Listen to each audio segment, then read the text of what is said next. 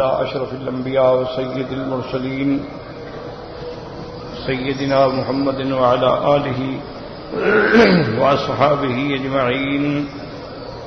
اللهم صل على سيدنا محمد وعلى آل سيدنا محمد كما صليت على إبراهيم وعلى آل إبراهيم في العالمين إنك حميد مجيد. أعوذ بالله من الشيطان الرجيم. بسم الله الرحمن الرحيم.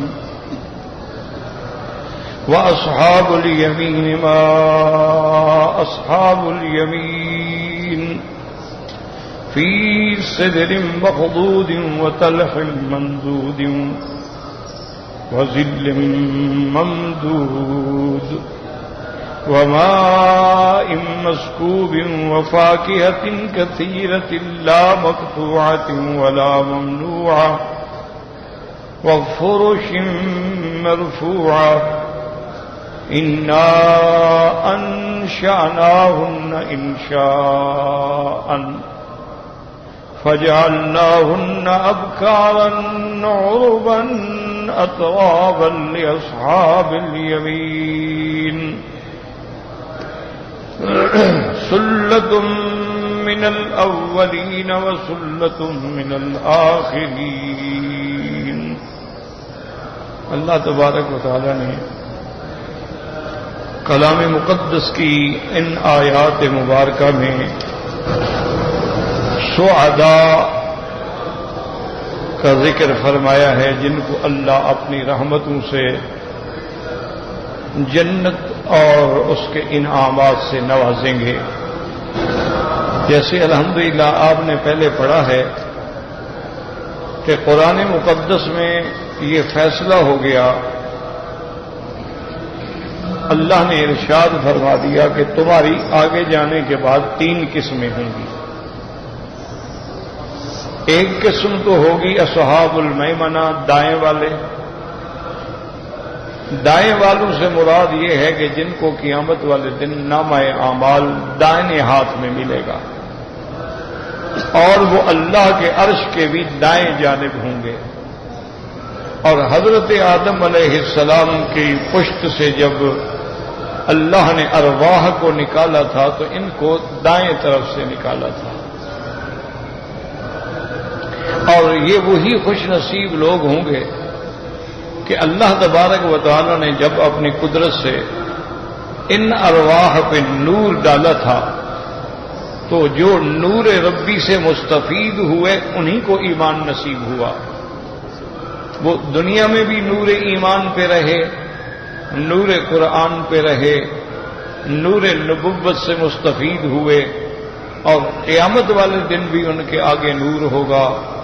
نورہم یسعی بین ایدیہم، اور ہر آدمی کے عمل کے مطابق نور ہوگا.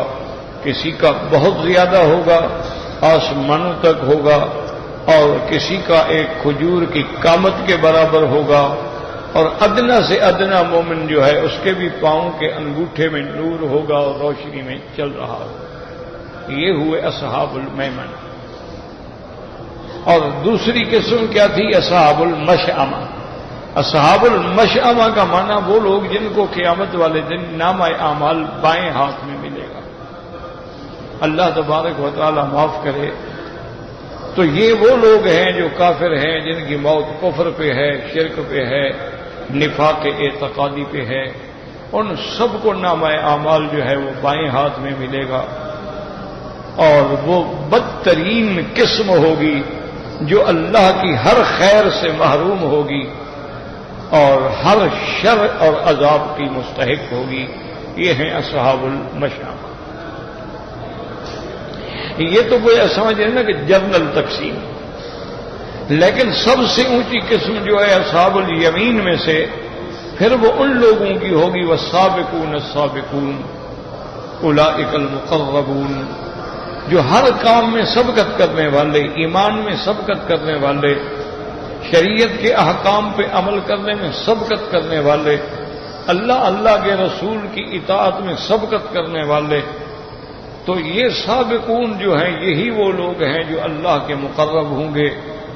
یہی وہ لوگ ہیں جن کا آخر میں انشاءاللہ ذکر پڑھیں گے فَأَمَّا إِن كَانَ مِنَ الْمُقَرَّبِينَ فَرَوْحٌ وَرَيْحَانٌ وَجَنَّةُ نَعِيمٍ. وہاں ترتیب ذرا الگ ہے. تو یہ 3 قسمیں ہو گئی. 3 قسموں کے بعد پھر اللہ تبارک و تعالی نے ارشاد فرمایا قرآن مقدس میں کہ سلۃ من الاولین. سلہ کا معنی جماعت، یعنی پہلو میں سے بہت بڑی جماعت ہوگی مقربین کی، کیونکہ اس کا تعلق ہے سابقون السابقون اولئک المقربون فی جنات النعیم سلۃ من الاولین. یعنی وہ جو سابقون ہیں اولین میں تو ان کی بہت بڑی جماعت ہوگی، لیکن آخرین میں وہ تھوڑے ہوں گے. مقربین جو ہیں وہ آخرین میں تھوڑے ہوں گے. تو اب اس کے بارے میں جیسا کہ الحمدللہ آپ نے تفصیل سے پڑھا بھی ہے، سنا بھی ہے، تو اس کا خلاصہ یہ ہے کہ بعض علماء تو فرماتے ہیں کہ حضور صلی اللہ علیہ وسلم کے زمانے سے لے کر، یعنی حضرت آدم علیہ السلام سے لے کر میرے آقا رحمت دو عالم صلی اللہ علیہ وسلم تک جتنے نبی گزرے، رسول گزرے، امتیں گزری، وہ اولین ہیں، اور حضور صلی اللہ علیہ وسلم کی امت جو ہے وہ آخرین ہے. تو صاف بات ہے کہ جب ساری امتوں میں سے دیکھا جائے تو لازمی بات ہے کہ ان کے سابقین جو ہیں وہ بہت بڑی جماعت ہے، کیونکہ لاکھوں انبیاء ہیں، لاکھوں رسل ہیں، لاکھوں ان کے اصحاب ہیں، لاکھوں ان کے متبعین ہیں. تو اس لیے بعض علماء فرماتے ہیں سلۃ من الاولین کا تعلق جو ہے وہ پہلی امتوں سے ہے، اور سلۃ من الآخرین کا تعلق و قلیل من الآخرین کا تعلق جو ہے وہ امت محمد مصطفیٰ سے ہے صلی اللہ علیہ وسلم. چونکہ ان سب کے مقابلے پہ حضور کی امت میں تھوڑے ہوں گے. تو ایک قول یہ ہے، اور دوسرا قول جو راجح ہے، جس پہ جمہور ہیں، یعنی اکثر مفسرین ہیں، اور جس کی تائید حدیث رسول سے بھی ہوتی ہے صلی اللہ علیہ وسلم، وہ فرماتے ہیں کہ نہیں، سلۃ من الاولین بھی حضور کی امت میں ہوں گے، اور قلیل من الآخرین بھی حضور کی امت میں ہوں گے. یہاں سابقہ امتوں کا ذکر ہی نہیں ہے. وہ کہتے ہیں بھی سابقہ امتوں کا کوئی سیاق سے بات میں ذکر ہی نہیں. اللہ نے تو حضور کی امت کو مخاطب فرمایا ہے نا، وَكُنْتُمْ أَزْوَاجًا ثَلَاثًا، کہ تم 3 قسم ہو جاؤ گے. تو حضور کی امت کے یہ تینوں قسم بیان کیے جا رہے ہیں.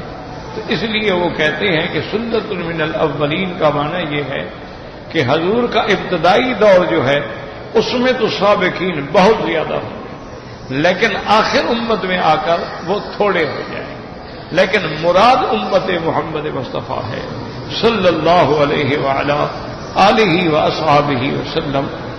اور اسی طرح ایک حدیث مبارک میں آتا ہے، حضور پاک نے قسم کھا کے فرمایا والذی نفسی بیدہ، مجھے قسم ہے اس ذات پاک کی جس کے قبضہ قدرت میں میری جان ہے، کہ نصف اہل الجنت من امتی، کہ اللہ جتنی مخلوق جنت میں بھیجے گا ان کا آدھا میری امت ہوگی صلی اللہ علیہ وعلا آلہ واصحابہ وسلم. اور اسی طرح ایک حدیث مبارک میں آتا ہے کہ قیامت والے دن جتنے اہل جنت ہیں، جتنے ایمان والے ہیں، جتنے سعداء ہیں، جتنے خوش نصیب ہیں، ان کی صفیں بنائی جائیں گی. تو ان کی صفیں جو ہیں وہ تقریباً 120 صفیں ہوں گی. ان کی صفیں جو بنے گی میدان یا معاشر میں وہ کتنی لمبی ہوں گی اللہ جانتا ہے، لیکن وہ 120 ہوں گی. اور حضور نے فرمایا کہ اللہ کی رحمت سے مجھے امید ہے کہ ان میں سے 80 صفیں تو میری امت کی ہوں، یعنی 40 صفیں ساری امت کی ہوں گی، لیکن 80 صفیں جو ہیں وہ میری امت کی ہوں گی. حضور صلی اللہ علیہ وعلا آلہ واصحابہ وسلم تسلیما کثیرا. اور اسی طرح ایک حدیث مبارک میں ہے جس کو سیدنا ابی ہریرہ رضی اللہ تعالی عنہ نے روایت کیا ہے، حضور پاک نے جب یہ آیت مبارک پڑھی سلۃ من الاولین وقلیل من الآخرین، فرمایا ہما من امتی، یہ دونوں قسمیں میری امت میں سے ہیں. تو جب حدیث میں بھی آ جائے اور حضور صلی اللہ علیہ وسلم بھی فرما دیں تو پھر اس میں کسی مزید تعویل کی یا مزید اقوال کی ضرورت نہیں ہوتی ہے. یاد رکھیں مفسرین سارے قول ذکر کر دیتے ہیں. یہ دیانت ہے، یہ امانت ہے کہ عالم کی شان یہی ہوتی ہے کہ وہ بتلا دے کہ بھئی یہ قول بھی آیا ہے، یہ قول بھی آیا ہے، یہ قول بھی آیا ہے، اور پھر فیصلہ بھی بتلا دے کہ بھئی میرے تحقیق میں راجح قول جو ہے وہ یہی ہے. یہ دیانتدار اور جتنے صحیح معنوں میں علماء ہوتے ہیں اگر کوئی مسئلہ بھی پوچھے گا تو وہ فرما دیں گے کہ بھئی امام ابو حنیفہ رحمۃ اللہ علیہ یہ کہتے ہیں، امام شافعی رحمۃ اللہ علیہ یہ کہتے ہیں، امام احمد بن حنبل رحمۃ اللہ علیہ یہ کہتے ہیں، امام مالک رحمۃ اللہ علیہ یہ کہتے ہیں، اور تمام ائمہ برحق ہیں. لیکن جس عالم نے جس مکتبہ فکر سے علم حاصل کیا ہوتا ہے لازمی بات ہے کہ اس کو اس کے بارے میں زیادہ علم ہوتا ہے، زیادہ معلومات ہوتے ہیں، اور وہ انہی کو ترجیح دیتا ہے اور انہی کے اقوال کو زیادہ نقل کرتے ہیں. لیکن یہ نہیں کہتے کہ باقی غلط ہیں، وہ کہتے ہیں ہو سکتا ہے ہم غلطی پہ ہوں، ہو سکتا ہے وہ حق پہ ہوں، لیکن ہمارے امام کی تحقیق جو ہے وہ یہ ہے. تو یہ دیانت کا تقاضا ہوتا ہے، امانت کا تقاضا ہوتا ہے کہ کسی آدمی کے. اس لیے بڑے بڑے ائمہ جو تھے وہ جب فتویٰ دیتے یا جب مسئلہ بیان فرماتے وہ فرماتے تھے کہ الحمدللہ میں حق پہ ہوں اور میرا قسم جو ہے وہ خطا پہ ہے، لیکن یہ ہو سکتا ہے کہ میں خطا پہ ہوں اور وہ حق پہ ہوں، کیونکہ یہ معاملہ تو پھر قیامت میں اللہ کے ہاں کھلے گا، کیونکہ انسان جو ہے وہ کوئی حد قطعی بات تو نہیں کہہ سکتا. کلنا خطاؤن، حضور پاک نے فرمایا کہ ہم سب خطا کار ہیں اور خیر الخطائین التوابون، لیکن اللہ کو وہ گناہ گار بھی بڑے پسند ہیں جو توبہ کرتے ہیں، کیونکہ اللہ توبہ قبول فرمانے والے ہیں، وہ تواب ہیں، وہ رحیم ہیں، وہ غفور ہیں، وہ ستار ہیں. تو گناہ گار نہیں ہوں گے تو توبہ کس کی قبول فرمائیں گے؟ تو اللہ تبارک و تعالیٰ کو تو صرف وہ معاند جو ہے نا، متکبر معاند اور اپنے گناہوں پہ اڑ جانے والے، پھر اللہ ان کو پکڑ لیتا ہے. لیکن جو اللہ کے در پہ گر جاتے ہیں، گڑ گڑاتے ہیں، معافی مانگتے ہیں، اس کی رحمت کے دروازے کھلے ہوئے ہیں، وہ معاف کر دیتے ہیں. اس لیے ہمیشہ یاد رکھیں کبھی بھی کسی بھی امام کے بارے میں اور کسی بھی ائمہ محدثین کے بارے میں، کبھی بھی کسی ائمہ مجتہدین کے بارے میں، کبھی بھی کسی علماء کے بارے میں، کبھی بھی کسی اولیاء اللہ کے بارے میں دل میں کبھی کدورت نہ رکھنا اور دل میں کینہ نہ رکھنا، نہ دل میں ان کے لیے برا خیال رکھنا، کیونکہ اللہ والوں کی برائی جو ہے وہ بندے کو برباد کر دیتی ہے. کیونکہ اللہ والے تو اللہ والے ہی ہوتے ہیں نا، وہ تو اللہ کے بندے ہیں نا. اب وہ فرشتے تو نہیں ہیں، غلطیاں تو ان سے بھی ہوتی ہیں، لیکن وہ اولیاء اللہ ہیں. ہمارا فرض ہے کہ ہم ان کا احترام کریں، ہم ان کے بارے. اسی لیے تمام مجتہدین، تمام محدثین کا یہ فیصلہ ہے کہ جب تم کسی صوفیاء کی بات پڑھو جو صوفی بزرگ گزرے ہیں جن کا تعلق علم تصوف کے ساتھ تھا، تو انہوں نے فرمایا ایک بات سوچ لو کہ ان کی کلام شریعت میں حجت نہیں ہوتی، کلام شریعت میں حجت نہیں ہوتی، اور دوسرا ان کی بات کو کسی اچھی تعویل سے حل کرنے کی کوشش کرنا. تو اگر جو ہے تم اچھے طریقے سے حل کرو گے تو بات حل ہو جائے گی. تو اس لیے بہت سارے بات چیزیں ایسی ہوتی ہیں کیونکہ علماء تصوف جو ہے نا، اصل بات یاد رکھو کہ وہ عشق خدا بندی میں اور حضور صلی اللہ علیہ وسلم کی محبت میں وہ اس مقام پہ پہنچ جاتے ہیں جب آدمی عشق میں دیوانہ ہو جاتا. اب اس کی چھوٹی سی مثال لے لیں، کوئی آج لڑکا کسی لڑکی پہ عاشق ہو جاتا، اب جناب اس کو سارا خاندان سمجھاتا ہے کہ بیٹا ایسا نہ کرو، ایسا نہ کرو، یہ لڑکی اچھی نہیں ہے، ان کا خاندان اچھا نہیں ہے، ان کی شہرت اچھی نہیں ہے، کردار اچھا نہیں ہے. وہ کہتا ہے یہ کچھ میں نے شادی اسی سے کرنا. اب دوست سمجھاتے تمام لوگ سمجھاتے، تمام محلہ سمجھاتا ہے، وہ اپنے عشق میں وہ کہتے ہیں جی بس یہی شادی کرنی ہے، یا میری شادی یہاں نہیں کرو گے نا۔ حدیث کے پاس بھی ہے دلائل، تو پرویز کے پاس بھی ہے دلائل، تو گستاخان رسول کے پاس بھی ہے دلائل کی کیا بات ہے؟ عقل عیار ہے، 100 بھیس بنا لیتی ہے۔ تو اس لیے علماء نے لکھا کہ صوفیاء کی جب کلام پڑھو ان کو کچھ نہ کہو، بس ان کو ان کے حال پہ چھوڑ دو، یہ جانے اور ان کا رب جانے۔ تم یہ کہو کہ رحمت اللہ علیہ، تم یہ کہو کہ بھی شریعت کے مطابق یہ بات غلط ہے، باقی انہوں نے کیوں کہی وہ جانے اور ان کا رب جانے۔ اللہ عالم، انہوں نے بھی کسی محبت میں آ کر، انہوں نے بھی کسی عشق خدا میں فنا ہو کر، انہوں نے بھی حضور پاک کی محبت میں غرق ہو کے کوئی بات کہہ بیٹھے۔ اللہ تبارک و تعالیٰ تو سب جانتے ہیں نا، تو اس لیے کسی کے بارے میں کبھی برا لفظ نہ رکھا کرو دل میں۔ حضور کی امت کا بڑا شان ہے، تو انہوں نے فرمایا کہ حضور کی امت سب سے افضل امت ہے۔ کنتم خیر امت اخرجت للناس تأمرون بالمعروف وتنہون عن المنکر۔ تو اب راجی قول یہ ہوا کہ سابقون السابقون جو ہیں سلۃ من الاولین، یہ حضور کی امت میں سے ہیں، لیکن یہ سلۃ من الاولین وہ ہیں جو حضور کے زمانے میں تھے اور خیر القرون کے زمانے میں تھے۔ خیر القرون قرنی ثم الذین یلونہم ثم الذین یلونہم، او کما قال النبی صلی اللہ علیہ وسلم۔ آپ نے فرمایا سب سے بہتر زمانہ میرا ہے، اس کے بعد صحابہ ہیں، تابعین ہیں، تو ان میں مقربین زیادہ ہیں۔ اب ان کے بعد جو آئیں گے ان میں تھوڑے ہوں گے، لیکن مراد جو ہے وہ حضور صلی اللہ علیہ وآلہ آلہ واصحابہ وسلم تسلیما کثیرا کثیرا، یعنی ان آیات میں مراد امت محمد مصطفیٰ ہے صلی اللہ علیہ وسلم۔ اسی طرح ایک حدیث مبارک میں آتا ہے، میرے آقا نے، رحمت دو عالم نے، محبوب دو عالم نے صلی اللہ علیہ وسلم نے ارشاد فرمایا کہ امت، میری امت میں سے 70,000 جنت میں جائیں گے بغیر حساب، ان کا حساب بھی نہیں ہوگا۔ تو اس کے بعد انہوں نے فرمایا اور سنو، وہ 70,000 جو ہے ہر ایک کے ساتھ پھر 70,000 ہوگا، وہ بھی جنت میں جائیں گے بغیر حساب۔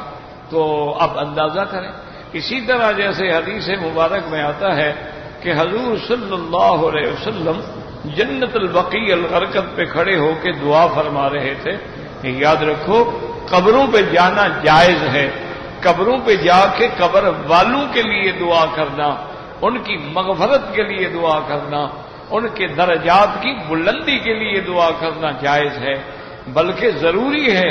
حضور نے فرمایا انی نہیتکم من زیارت القبور الا فزوروها، پہلے میں نے منع کیا تھا لیکن اب تم زیارت کیا کرو۔ کیوں؟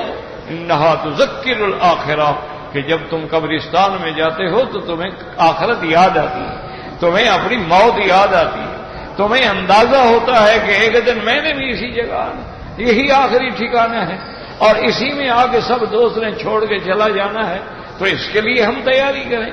تو قبروں پہ جانا منع نہیں ہے، اولیاء اللہ کی قبروں پہ جانا منع نہیں ہے، لیکن یاد رکھو جو چیزیں شریعت نے منع کی ہیں وہ ہے کہ سجدہ کرنا ناجائز ہے، طواف کرنا ناجائز ہے، بزرگوں سے براہ راست مانگنا جو ہے وہ ناجائز ہے، بزرگوں کی مزارات پہ عرس منانا جو ہے ناجائز ہے، قوالیاں کرانا جو ہے ناجائز ہے، ان کی مزارات پہ دیے جلانا جو ہے ناجائز ہے، ان کی مزارات پہ پھولوں کی چادریں چڑھانا جو ہے ناجائز ہے، ہاتھ باندھ کے الٹے پاؤں چلنا جو ہے ناجائز ہے، مزارات کے دروازے کی چوکھٹ کا چومنا ناجائز ہے، مزارات کے نام پہ چڑھاوے چڑھانا ناجائز ہے، مزارات کے شیخ کے تقرب کے نام پہ خیرات کرنا ناجائز ہے، وہاں جا کے ذبیحہ کرنا ناجائز ہے۔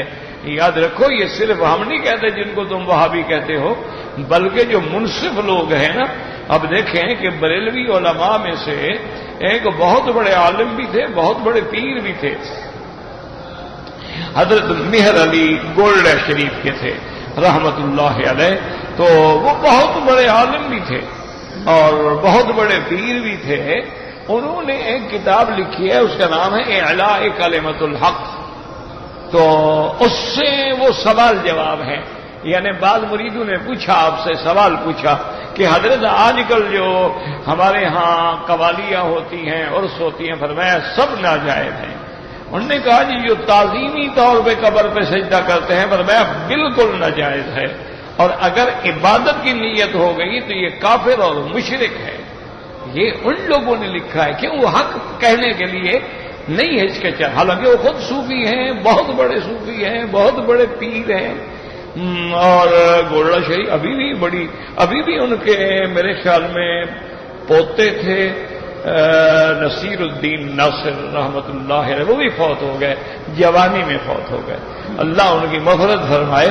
تو وہ عجیب آدمی تھا، تھوڑی سی عمر، یعنی میرے خیال میں 50 سال سے پہلے فوت ہو گئے وہ. اور وہ عربی کا شاعر تھا، اردو کا شاعر تھا، فارسی کا شاعر تھا، ہر زبان میں، سرائکی، اردو، فارسی، پنجابی. اچھا، پھر بڑی زبردست کتابیں لکھی. جو بریلوی حضرات عقیدہ رکھتے ہیں نا کہ انبیاء عالم الغیب ہیں، ان پر اس نے کتاب لکھی ہے. ان کے اپنے مسلک کا مفتی ہے جس نے کتاب لکھی کہ انبیاء عالم الغیب ہیں، اولیاء اللہ جو ہے عالم الغیب ہے. تو اس پر اس نے کتاب لکھی اس کی رد میں کہ لطمۃ الغیب علی مدعی علم الغیب، کہ اس کے منہ پہ میں تھپڑ مارتا ہوں جو انبیاء کے علم غیب کا قائل ہے. اتنی زبردست کتاب لکھی، مجھے بھی بھیجی تھی کہ آپ کتاب پڑھ لیں، اگر آپ کو صحیح لگے تو اس کا مجھے جواب دیں. میں ابھی تیاری کر رہا تھا، وہ فوت ہو گئے، اللہ کی مرضی ہے. انا للہ و انا الیہ. تو اب ایسے لوگ ہر دور میں، حالانکہ وہ خود پیر ہے، پیر کا بیٹا ہے، اولاد ہے ان کی. اور حضرت مہر علی شاہ صاحب رحمت اللہ علیہ، وہ جن کی ایک بڑی مشہور نظم ہے جو گائی جگ، کتھے مہر علی کتھے تیری سنا، گستاخ اکھیں کتھے جا اڑیاں. یہ حضرت مہر علی کا ما احسن کا ما اجمل کا، یہ حضرت نے کہا ہے حضور کی نام. تو ان نے لکھا ہے، ان نے پوچھا، ایک آدمی نے پوچھا، اس نے کہا جی یہ جو ہم منت مانتے ہیں اور بکرے لے آتے ہیں اور دیگیں پکا کے بزرگوں کی مزار پہ تقسیم فرماتے ہیں، ان کے بارے میں فرمایا ان کا کھانا بھی حرام ہے، اور کرنے والے کی اگر نیت عبادت تھی تو وہ بھی مشرک ہو. اتنا ماشاء اللہ انہوں نے باقاعدہ اعلاء کلمۃ کتاب ہے، لے لیں آپ، لے لیں اعلاء کلمۃ الحق حضرت مہر علی شاہ صاحب رحمت اللہ ہے. تو بعض اوقات حق منہ سے نکل جاتا ہے نا. اب دیکھیں نا کہ ان کا سب سے بڑا اعلی حضرت جو تھا وہ تو احمد رضا تھا. اعلی حضرت جو تھا احمد رضا خان تھا بریلوی. اس سے کسی نے آ کے مسئلہ پوچھا کہ حضرت یہ جو مزارات پہ قوالی ہے اس کے بارے میں آپ کا کیا؟ فرمایا یہ قوالی حرام ہے، اولیاء اللہ کو یہ ستا رہے ہیں جو ان کی مزار پہ قوالیاں کرتے ہیں. اولیاء اللہ چونکہ زندہ ہیں اور اوپر انہوں نے جاہل بٹھائے ہوئے ہیں جو قوالیاں گا رہے ہیں، تو ان کو تنگ کر رہے ہیں. یہ احمد رضا خان کو بھی لکھنا پڑ گیا. حق بات تو ماننی پڑتی ہے نا، کبھی نہ کبھی منہ سے نکل جاتی ہے. تو بہرحال میرے کہنے کا مقصد یہ تھا، کبھی کسی کے بارے میں برائی کرنے سے مسائل حل نہیں ہوتے. مسائل ہمیشہ محبتوں سے حل ہوتے ہیں، مسائل ہمیشہ موعظہ حسنہ سے حل ہوتے ہیں. برائیوں سے اور غصے سے اور ایک دوسرے کو کافر کہنے سے اور گمراہ کہنے سے اس کے پیچھے نماز نہیں ہوتی، اس کے پیچھے نماز نہیں ہوتی. اس طرح مسائل حل نہیں ہوتے. ادعو الی سبیل ربک بالحکمت والموعظۃ الحسنہ. تو اب آپ دیکھیں گے حضور کھڑے ہیں جنت البقیع پہ، دعا فرما رہے ہیں. یعنی قبرستان پہ جا کے دعا مانگنا سنت رسول اللہ ہے صلی اللہ علیہ وسلم.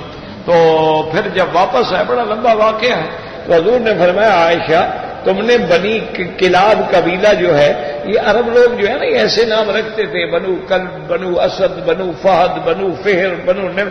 کیوں؟ ان کا طریقہ یہ تھا کہ مردوں کا نام ایسا ہو جس میں دہشت ہو، ڈر آئے دشمن کو. دیکھا نہیں آج کل بلوچوں کے نام کیسے ہوتے ہیں، منگل خان تو پتہ نہیں، بدھو خان تو پتہ نہیں کیا کیا ہوتے ہیں. وہ بھی وہی جاہلیت ہے نا. تو ایسے نام رکھتے ہیں کہ لوگ زیغم شیر، اسی طرح عجیب عجیب نام ہوتے ہیں، ہم تو وہ پڑھ نہیں سکتے ہیں جو نام لکھے ہوئے ہوتے. تو بہرحال تو ایک بہت بڑا قبیلہ تھا بنو کلاب. اچھا بنو کلب، اچھا وہ کیوں مشہور ہوئے؟ ان کے کتے زیادہ تھے. کتے زیادہ ہونے کا کیا معنی ہے کہ مال زیادہ تھا. مال زیادہ تھا تبھی تو کتے پہلے کے لیے رکھے ہوئے تھے نا، ورنہ کتوں کو کیا کرتے. تو اس کا معنی تھا کہ وہ ان کے ہاں مال بڑا تھا. تو حضور نے فرمایا تم نے بنی کلاب کی بکریاں دیکھی ہیں عائشہ؟ انہوں نے کہا یا رسول اللہ وہ تو ہزاروں کی تعداد میں بکریاں ہیں. تو آپ نے فرمایا ان کے جتنے بال ہیں میری دعا سے اللہ نے میری امت کو بخش دیا ہے. تو اب اندازہ فرمائیں کہ یہ ساری شان امت محمد مصطفیٰ کی ہے. اس لیے دعا کیا کریں کہ اللہم امتنا علی عقیدت اہل سنت والجماعہ واجعل آخر کلامنا لا الہ الا اللہ محمد الرسول اللہ. تو اس لیے علماء نے فرمایا کہ یہ دونوں جماعتیں جو ہیں وہ امت محمد مصطفیٰ سے ہیں. فرق اتنا ہے ایک سابقین ہیں اور ایک آخرین ہیں. تو اولین میں زیادہ ہیں چونکہ حضور کے صحابہ ہیں، تابعین ہیں، تبع تابعین ہیں، اور آخر میں تھوڑے ہیں. تو اس لیے انہوں نے کہا کہ مراد حضور کی امت ہے سلۃ من الاولین وقلیل من الآخرین. اب یہ بحث الحمدللہ ہو گئی. آج کے سبق میں جو ہم نے آیات پڑھی ہیں، اللہ تبارک و تعالی ارشاد فرماتے ہیں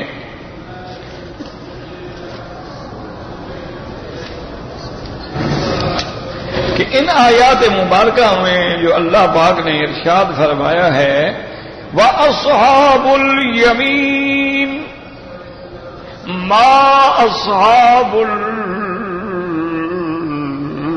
الْيَمِينِ. یاد رکھیں یہ لفظ ما ہے، جیسے یہ کسی چیز کی عظمت کو بھی اور کسی کی ہیبت کو بھی بیان کرنے کے لیے. جیسے اللہ فرماتے ہیں القارعۃ ملقارعہ وما ادراک ملقارعہ. تو وہاں ہیبت اور یہاں عظمت شان ہے کہ اصحاب الیمین ما اصحاب الیمین، وہ داہنے والے کیا شان ہوگی ان کی داہنے والے. تو داہنے والے وہ ہیں جن کو قیامت میں اللہ نامہ اعمال جو ہے وہ داہنے ہاتھ میں دیں گے. دعا کرو اللہم اجعلنا منہم، اللہ ہمیں بھی ان میں سے بنا لے. وما ذلک علی اللہ بعزیز، اللہ تبارک و تعالیٰ کے آگے کیا چیز مشکل ہو سکتی ہے. ایک آدمی مجذوب تھا، فقیر تھا، وہ بیٹھا ہو اور رو رو کے کہہ رہا ہو یا اللہ میں گناہ گار ہوں، بالکل ٹھیک ہے مجھے اعتراف ہے، لیکن میری عمر کی بھی حد ہے، میرے عقل کی بھی حد ہے، میری طاقت کی بھی حد ہے، میرے گناہوں کی بھی حد ہے، لیکن تیری رحمت کی تو کوئی حد نہیں. تو اگر مجھے بخش دو گے تو کیا نقصان ہو جائے گا. کیا عجیب بات، یعنی وہ بیچارہ آپ نے، لیکن مانگنے کا انداز ہے نا اللہ کو وہ پیارا ہے. یہ جو ہم بنا بنا کے اور سنوار سنوار کے اور لفظ ملا ملا کے یہ ضروری نہیں ہوتا ہے. دعا وہ ہے جو دل سے نکلتی ہے، اور وہ جس زبان میں بھی نکلے. کوئی ضروری ہے کہ عربی میں ہو، کوئی ضروری ہے کہ کسی اور زبان میں ہو. یہ تو ہم وہ دعائیں جو حضور پاک نے فرمائی ہیں ان کو اس لیے ترجیح دیتے ہیں کہ بھئی یہ نبی پاک کی زبان سے نکلے ہوئے لفظ ہیں، اللہ انہی کی وجہ سے ہم پہ رحم فرما دیں گے. ورنہ بندے کا تعلق تو براہ راست اللہ سے ہے نا. تو مخلوق ہو اس کی، وہ تمہارا خالق ہے، اور خالق کو اپنی مخلوق سے پیار ہوتا ہے، خالق کو اپنی مخلوق محبوب ہوتی ہے، پیاری ہوتی ہے. دیکھو نا ماں ایک بچہ جنتی ہے، اس کا دل کرتا ہے کہ وہ اس کو آگ میں ڈال دے. تو ماں کو بچہ پیارا ہے اور جیسے سب کو پیدا کیا اس کو مخلوق پیاری نہیں ہے. کیا وہ چاہتے ہیں کہ میں اپنے بندوں کو جہنم میں ڈال دوں؟ وہ تو رحیم ہے. ہم زبردستی جہنم میں جانا چاہیں تو اس کا کیا علاج ہے؟ تو ورنہ دیکھو نا اس نے کیسے بات کی کہ یا اللہ میری عمر بھی محدود ہے، کتنا 60 سال 70 سال محدود ہے نا، ختم ہو گئی نا. اور میری طاقت بھی محدود ہے کہ میں 2 من وزن اٹھا سکتا ہوں، 3 من تو نہیں اٹھا سکتا. اور میرا عقل بھی محدود ہے، میں کچھ سمجھ سکتا ہوں، باقی میں نہیں سمجھ سکتا ہوں. اور اللہ چلو میں نے گناہ کیے ہوں گے، کتنے کیے ہوں گے؟ 2 10,000 2,000 10,000 20,000 1,00,000 محدود ہے نا. لیکن تیری رحمت وسعت کل شیء، وہ تو سب پہ غالب ہے. سو اللہ میاں جب تیری رحمت ہی لا محدود ہے تو پھر میرے گناہ اس کے سامنے کیا ہیں؟ بس مہربانی کر کے معاف کر دیں. اللہ تبارک و تعالی سے مانگنے کا بس ایک گھڑی ہوتی ہے، ذرا دل سے مانگا کرو. ایک بات یاد رکھنا میری کہ جب کوئی کام کرو نا دل سے کیا، دعا مانگو تو دیکھو کہ دل نہیں لگ رہا نا، بس دعا چھوڑ دو. دعا مانگ رہے تھے آپ لیکن دل نہیں لگ رہا، آنسو نہیں آ رہے، دل میں رکت پیدا نہیں ہو رہی تو چھوڑ دو.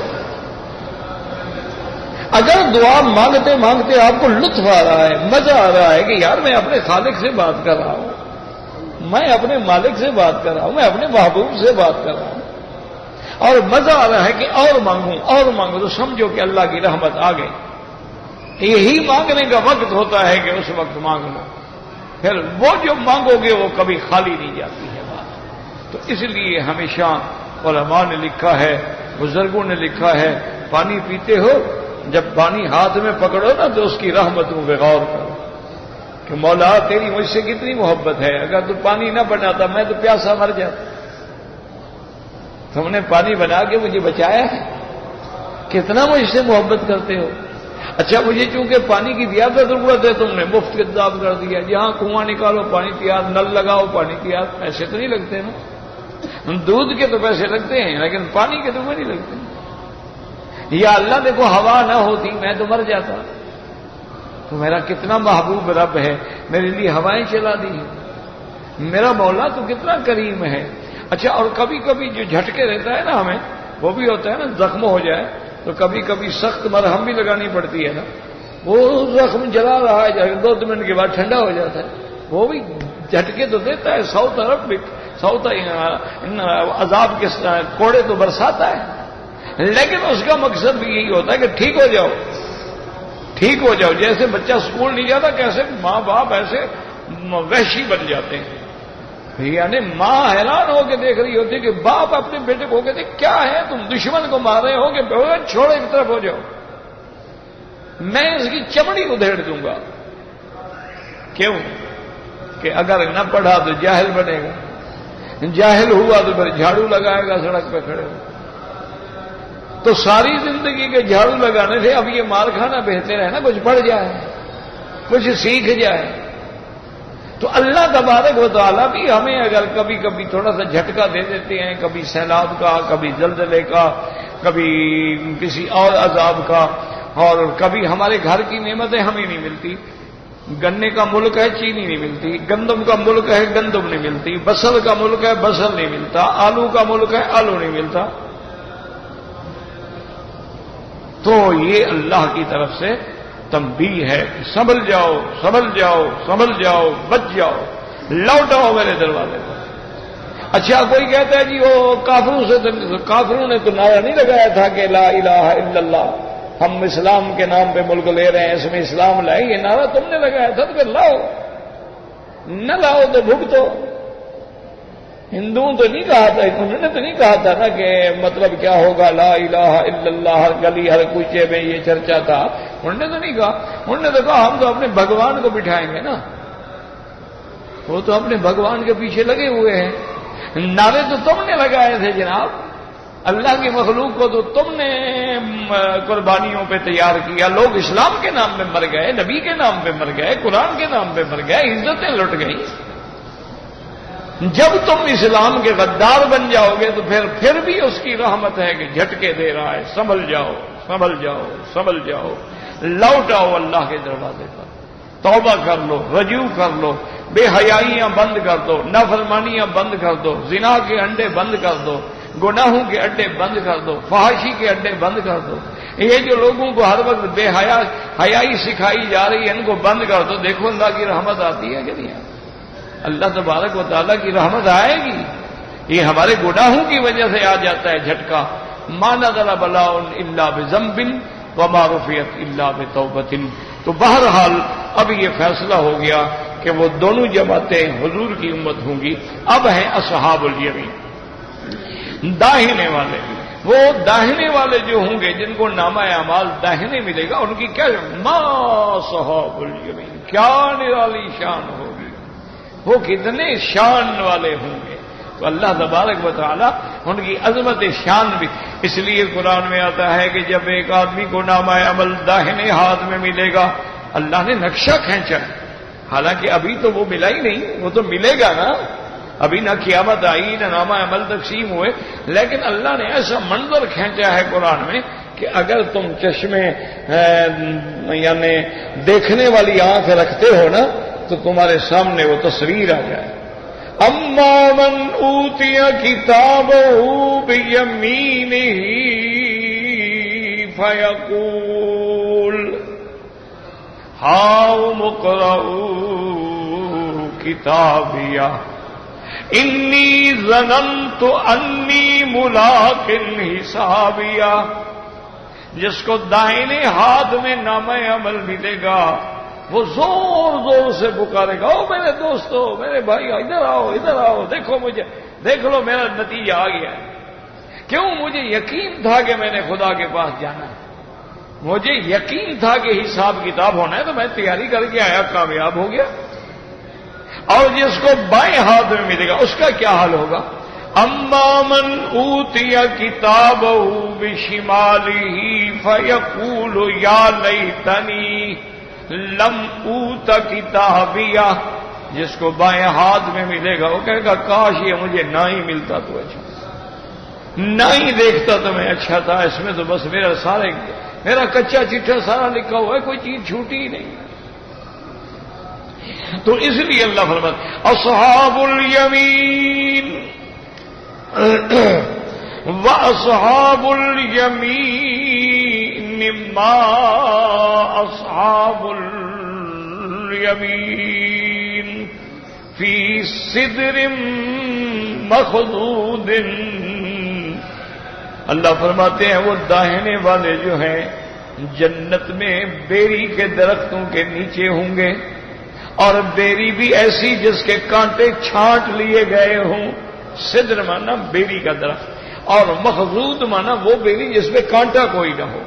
تو پھر وہ کتنا، اور یاد رکھو یہ تو صرف نام ہے، ورنہ جنت کی بیری کہاں اور دنیا کی بیری کہاں۔ فی سدر مخضود وطلح منضود، اور کیلے تاہ برتا، کیلے کا پتا ہوتا ہے تاہ برتا، باغوں میں بیٹھے ہیں۔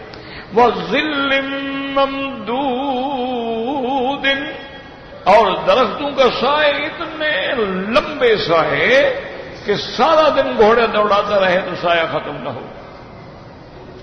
وماء مسکوب، اور اللہ نے اس کے لیے پانی جاری ہونے والا، جیسے آپ پہلے پڑھ چکے، فیہما عینان تجریان، اور ایک جگہ پڑھا تھا فیہما عینان نضاختان، یہاں اللہ نے فرمایا وماء مسکوب، اور پانی جاری ہونے والا، وفاکہۃ کثیرہ، اور بہت پھل ہیں۔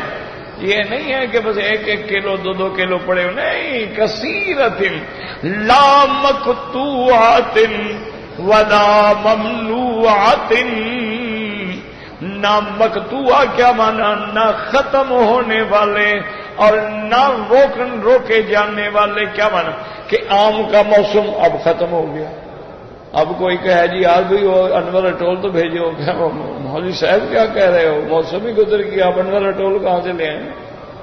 وہ تو موسم اللہ نے فرمایا نہیں وہاں یہ موسم کا محتاج نہیں ہوگا، ہر پھل ہر وقت ہوگا.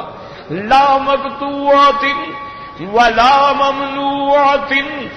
معنی یہ ہے کہ اچھا پھل تو ہے لیکن وہ کہتے ہیں کہ جناب آپ نہیں کھا سکتے، کیوں آپ کو شوگر ہے. نہ وہ منع کیا جائے گا نہ ختم ہوگا. اللہ تبارک و تعالی مومن کو اتنا پھل دے گا، نہ اس کا موسم ختم ہوگا نہ اس کو روکا جائے گا. جتنا مرضی آئے کھاؤ، جتنا مرضی آئے فائدہ اٹھاؤ. وَفُرُشٍ مَّرْفُوعَةٍ. اور ان کے لیے اونچے اونچے بستر ہوں گے. اونچے کا کیا معنی؟ یا تو حقیقتاً اونچے ہوں گے یا معنی شان میں اونچے ہوں گے، کہ ایسے شان والے بستر ہوں گے جہاں اطلس و مخاب ہو، جہاں سندس و استبرق ہو، اور جن کے بارے میں آپ نے سورۃ الرحمن میں پڑھا ہے. تو اللہ فرماتے ہیں بہت اونچے اونچے اور چارپائیاں کیسی ہوں گی؟ سرر موضونۃ. سونے سے جڑی ہوئی، سونے کے تاروں سے بنی ہوئی. تو اللہ فرماتے ہیں مومن کے لیے، اصحاب الیمین کے لیے وہ اونچے اونچے بستر ہوں گے. اور اس کے بعد فرمایا انا انشأناہن انشاء. اب مومن کے لیے سب کو جو ہے پھل بھی ہیں، گوشت بھی ہیں، بستر بھی ہیں. تو اب ضرورت ہے ہم نے ان کے لیے نئی مخلوق پیدا کی ہے. ہم نے ان کے لیے جو عورتیں ہیں نا وہ نئی بنائی ہیں، پہلے وہ پیدا ہی نہیں ہوئی. ان کی ابتدا ہی اللہ کے حکم سے ہوئی ہے اور وہ ایسی ہوں گی. ان کی بھی اللہ نے آگے صفت بیان کی. فَجَعَلْنَاهُنَّ أَبْكَارًا. ہم نے ان کو کنواریاں بنایا ہے کہ اس مومن کے بغیر کسی نے ان کو ہاتھ نہیں لگایا. جیسے کہ آپ نے پہلے پڑھا ہے فِيهِنَّ قَاصِرَاتُ الطَّرْفِ لَمْ يَطْمِثْهُنَّ إِنسٌ قَبْلَهُمْ وَلَا جَانٌ. تو اللہ فرماتے ہیں وہ کنواریاں ہوں گی. عُرُبًا اَتْرَابًا. عُرُبًا اپنے خامند سے محبت کرنے والی. یہ نہیں ہے کہ خامند کو دیکھا تو بخار ہو گیا، خامند کو دیکھا تو بد زبانی بھی شروع ہو گئی، اور لوگوں کے گھر میں جائے تو میک اپ ہے، سگار ہے، اپنے خامند کے لیے ڈائن بن کے بیٹھی ہوئی ہے، کمرے میں جائے تو ڈر جائے کہ پتہ نہیں کیا بلا آ گئی ہے. نہ اس کے لیے استقبال ہے، نہ احترام ہے، نہ مسکراہٹ ہے. ورنہ عورت کا تو شان یہی ہے اذا رات سرت ہو کہ جب خامد کی نظر پڑے تو خوش ہو جائے. وَإِذَا أَمَرَ اطاعت ہو، جب حکم کرے تو فرما برداری کرے. اذا غاب عنہا حفظت ہو، اور اگر غائب ہو جائے تو اس کی مال جان عزت کی حفاظت کر. یہ تو نہیں نا کہ وہ بلا بن کے بیٹھی ہوئی ہو کہ خامد ابھی اندر داخل ہوا نہیں اور اس نے گالیوں کی گردان شروع نہیں کی. ماشاءاللہ. ویسے یاد رکھیں علماء کتاب الحیوان جو ہے نا اس میں لکھا ہے علماء نے کہ عورت ہو یا مرد ہو ان میں بھی ہر حیوان کی خصلتیں ہوتی ہیں. کیا مطلب؟ یعنی بعض میں بلی کی خصوصیت ہے اور بعض میں کتے کی طرح بھونکنے کی خصوصیت ہے اور بعض میں بکری کی طرح میں کرنے کی ہوتی ہے، بعض میں مینڈھے کی طرح ٹکر مارنے کی ہوتی ہے. تو اسی طرح اللہ نے مردوں میں بھی عورتوں میں بھی ہر قسم کی خصلتیں رکھی ہیں، ہر قسم کی بلائیں ہوتی ہیں. تو اللہ تبارک و تعالیٰ اگر مرائے صالحہ عطا فرمائے تو نعم المتاع، وہ دنیا کی سب سے قیمتی متاع جو ہے کہ صالحہ ہو، پاک ہو، بیوی ہو اور خامد کی فرما بردار ہو اور دین پہ چلنے والی ہو. سمجھو پھر تیرا گھر جنت ہے. ورنہ تو پھر ایک مستقل عذاب ہے جو آدمی نہ لڑ سکتا ہے، نہ کسی کو بتا سکتا ہے، نہ رپورٹ کر سکتا ہے، بس گھر میں بھگتتا رہتا ہے اور بھگتتے بھگتتے انشاءاللہ موت آ جاتی ہے. لیکن ایک فائدہ ہوتا ہے ان کی وجہ سے جنت مل جائے گی. صبر کرو گے تو ان کی وجہ سے انشاءاللہ جنت آپ پہنچ جاؤ گے. فرمایا فَجَعَلْنَاهُنَّ أَبْكَارًا عُرُبًا. تو کنواری ہونا جو ہے صفت ہے کہ عورت وہی عورت ہوتی ہے جس نے اپنے کنوار پن کو محفوظ رکھا ہو، خاوند کے بغیر اس نے کبھی گناہ نہ کیا ہو. عُرُبًا خاوند سے محبت کرنے والی. اترابن مانا ہم سن، یعنی سب کی عمر جو ہے وہ برابر ہوگی. لِأَصْحَابِ الْيَمِينِ. یہ نعمتیں کس کے لیے ہوں گی؟ داہنے والوں کے لیے. سُلَّةٌ مِّنَ الْأَوَّلِينَ. الاولین وسلۃ من الآخرین. اصحاب الیمین میں اولین میں بھی بہت ہوں گے اور آخرین میں بھی بہت ہوں گے. وہ تو تھا نا سابقون میں کہ قلیل من الاول سلۃ من الاولین و قلیل من الآخرین، لیکن اصحاب الیمین جو ہیں ماشاء اللہ تو یہ سب سے یعنی پہلے میں بھی زیادہ ہوں گے اور اس میں بھی زیادہ ہوں گے. واللہ تعالی اعلم. اللہم صلی علی سیدنا محمد وعلی آل سیدنا محمد وسلم. کہتے تھے کہ اگر کوئی آدمی فوت ہو جائے تو اس کا کفن وغیرہ، ہاں اگر اس کے اپنے مال سے ہے تو سبحان اللہ، نہیں ہے تو اس کے رشتہ دار ہیں، آل ہے، اولاد ہے، کوئی دے دے. اس کا اپنا مال ہے تو پہلے اس کا حق ہے.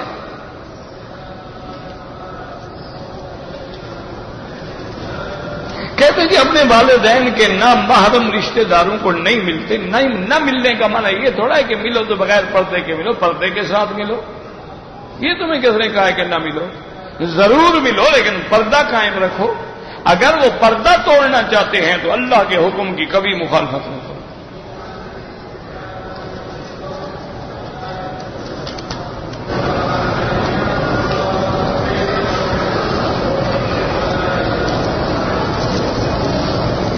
اگر آپ کی والدہ نے عمرہ کی نیت مدینے پاک سے کر لی لیکن مکہ پہنچنے کے بعد تھکاوٹ کی وجہ سے عمرہ کیا ہی نہیں تو عمرہ بھی کریں اور دم بھی ادا کریں. واجب نیت کر لی تھی اس کا پورا کرنا واجب ہو گیا.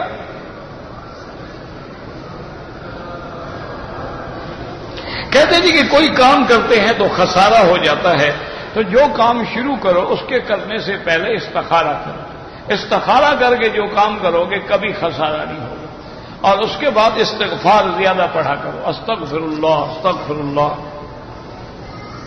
گاڑی میں فرض نماز بالکل پڑھنی ہوگی اور قبلے کی طرف معلوم کرنی ہوگی، اسی طرف رخ کر کے اور کھڑے ہو کے پڑھنی ہوگی. کھڑے ہو کے پڑھنا مشکل ہو تو پھر بیٹھ کے پڑھنی ہوگی اور رخ قبلے کی طرف کرنا ہوگا. پھر نماز میں گاڑی پھرتی جائے تو کوئی حرج نہیں.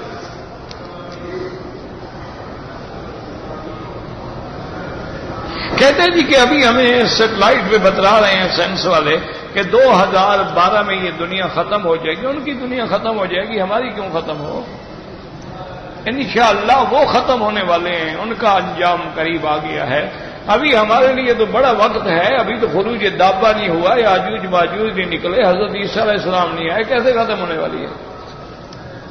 انشاءاللہ ان کی ختم ہونے والی ہے. یاد رکھو وہ مٹنے والے ہیں. یہ آخری بھڑک ہے. چراغ میں جب تیل ختم ہوتا ہے نا، بھڑکتا ہے چراغ صبح جب خاموش ہوتا ہے تو آخری بھڑک ہے، ورنہ بہت جلد کفر مٹ جائے گا. کہتے جی آپ درس سے پہلے کون سی دعا پڑھتے ہیں؟ جتنا دیر میں نے استادوں کی خدمت کی ہے میری کہو، پھر میں بتاؤں گا آپ کو. سب مفت کا حلوہ کھانا چاہتے ہیں.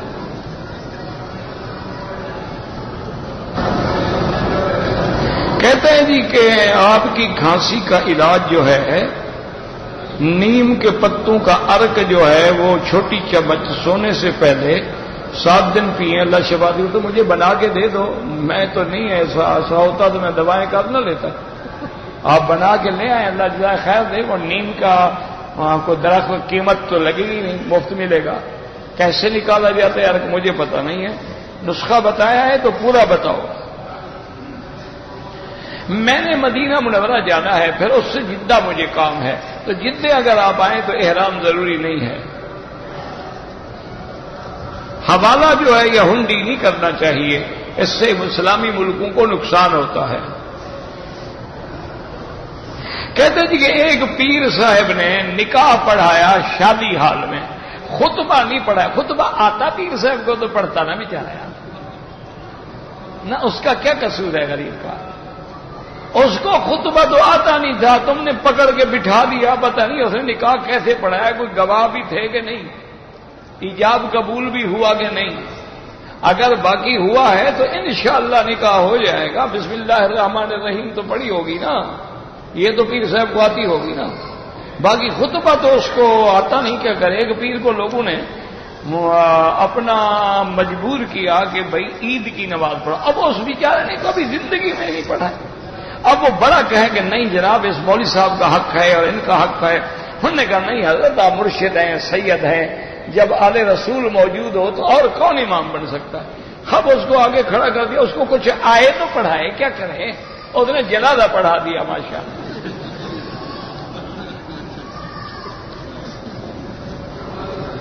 حرم شریف میں کتنے امام ہیں تو کسی سے جا کے پوچھ لو یا دفتر میں جا کے پوچھ لو. یہ کوئی مسئلہ تو نہیں نا کہ میں بتاؤں. بس بیٹھے رہتے ہیں, لکھتے رہتے ہیں. کہتے ہیں جی کہ ایک آدمی کو قرضہ دیا تھا, وہ بندہ فوت ہو گیا. اب وہ پیسے میں بطور زکوٰۃ ادا کر سکتے, یعنی جو پیسہ ڈوب جائے وہ خدا کا, جو رکھا ہے گھر میں وہ اس کا.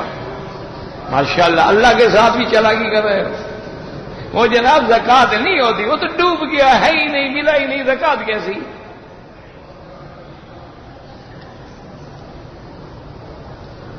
اگر ہم آپ کے کیسٹوں کا بلوچی زبان میں ترجمہ کریں اچھی بات ہے, میری طرف سے تو کوئی رکاوٹ نہیں. کوئی جس زبان میں چاہے کرے, شائع کرے, انٹرنیٹ پہ دے, بیچے, میں نے کوئی رائلٹی نہیں لینی ہے. میں نے تو اللہ کی رضا چاہیے. لا اسألکم علیہ اجرا, بالکل کریں. بعض بنگالی حضرات نے طالب ہیں, انہوں نے ماشاءاللہ کتابوں کا ترجمہ بھی کر دیا.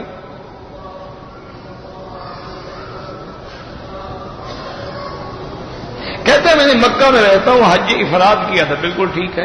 قربانی کا میں نے پاکستان میں کہہ دیا تھا, وہ تو قربانی الگ چیز ہے نا. حج افراد کی بکری تھی ہی نہیں. اچھا کیا تم نے, ٹھیک کیا. کہتا ہے جی کہ جب طواف کا 7واں چکر ختم ہوگا پھر بھی کہیں گے اللہ اکبر. ربنا تقبل منا انك انت السميع العليم وتب علينا انك انت التواب الرحيم. اللهم اجعل لنا وللمسلمين من كل هم فرجا ومن كل ضيق مخرجا ومن كل بلاء عافيا. صلى الله تعالى على خير خلقه سيدنا محمد وعلى آله وصحبه أجمعين.